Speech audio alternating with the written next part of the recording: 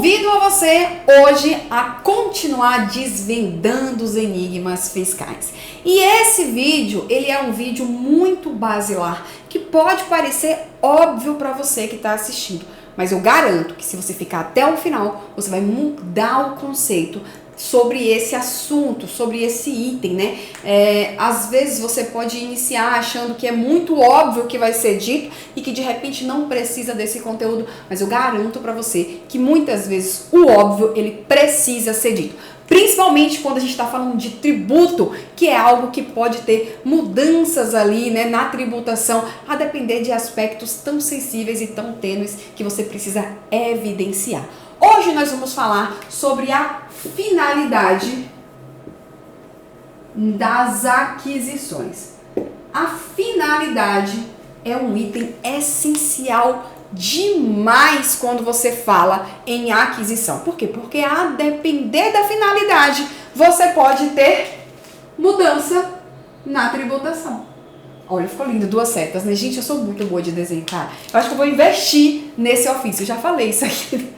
Mas vamos lá. Pode ter mudança, né? Você, a depender da finalidade da sua aquisição, você pode ter uma ou outra tributação. E por isso é importantíssimo, é imprescindível, e eu vou dar logo de cara aqui no início desse vídeo, que todas as vezes que você for comprar alguma coisa, você aí, um empresário que está fazendo compras para o seu negócio, você aí, alguém que trabalha no departamento de compras, precisa fazer aquisições, ou você trabalha no departamento de tax, de tributos, você é a contabilidade da empresa, você está nessa seara, instrua o seu comprador, instrua o empresário da empresa que você trabalha. A primeira coisa que você deve fazer quando você for realizar uma compra para sua empresa é informar para o seu fornecedor a finalidade. Jéssica, por que a finalidade é tão importante assim? Óbvio que eu já falei para você no começo que ela impacta diretamente na tributação. Mas vamos abrir as possibilidades aqui e aí você vai entender melhor esse conceito, tá bom? Bom, você pode comprar aí mercadorias para consumo. Você pode comprar mercadorias ou serviços, tá? Por mais que eu esteja falando de mercadoria, entendam como mercadorias e serviços. Tributação sobre o consumo no seu conceito macro. Consumo ativo, você pode comprar mercadoria para revenda e você pode comprar também insumo para o seu processo produtivo. Então, você tem aqui essas 4 finalidades de aquisição. Você vai informar para o seu fornecedor. Por quê? Eu vou falar para você por quê. Eu já vi empresas que estão comprando insumos pagarem ICMS substituição tributária. E o ICMS substituição tributária, ele não incide nas aquisições para industrialização. Porque o industrial, ele é o substituto, ele é o início da cadeia econômica, então não incide ICMS-ST nas aquisições para insumo. E eu já vi empresas pagarem ICMS-ST sobre essa aquisição. Isso significa que essa compra deles ficou mais cara e não deveria ter pagado ICMS-ST.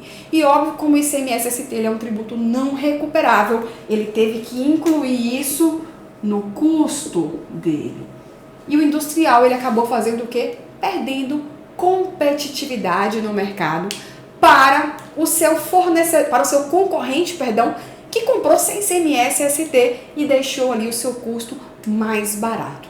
Vamos para outro exemplo, porque eu acho que ele pode parecer mais real. Todas as vezes que você compra para consumo ou ativo, ou seja, se você é o consumidor final daquela cadeia econômica, ela termina em você, nós temos o IPI na base do ICMS. Isso significa dizer que o ICMS ele fica maior quando você compra para consumo e para ativo, porque o IPI ele entra na base do ICMS. Então, às vezes, você está ali comprando uma cadeira, né? E você imagina que o seu fornecedor sabe que quando você compra uma cadeira, Vamos supor que a gente está falando de uma cadeira aí de R$300. Bom, eu estou comprando uma cadeira de R$300 somente.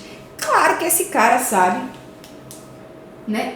Ou melhor, ao contrário, né? Eu estou vendendo uma cadeira de R$300 somente. Ou estou vendendo ali 4 cadeiras, para ficar melhor o nosso exemplo. Vamos supor que eu sou fornecedor, estou vendendo ali cadeira. Geralmente, quando eu vendo cadeira, eu vendo para quem? Para o consumidor final. Então, eu sempre presumo, quem não me avisa qual é a finalidade da aquisição, eu presumo que esse cara está comprando sempre para consumo. Então, você chega para mim e fala assim, Jéssica, quero encomendar 4 cadeiras na sua empresa.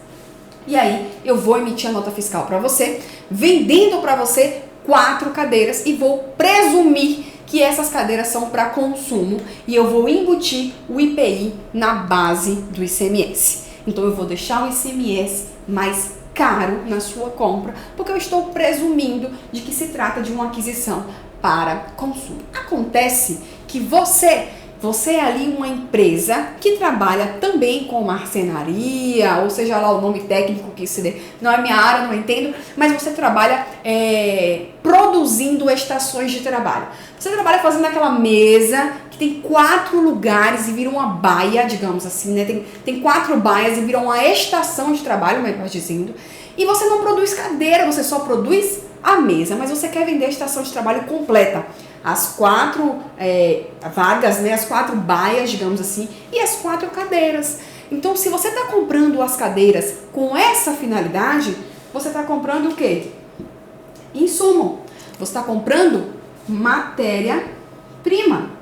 E se você está comprando insumo, o IPI, ele não entra na base do ICMS.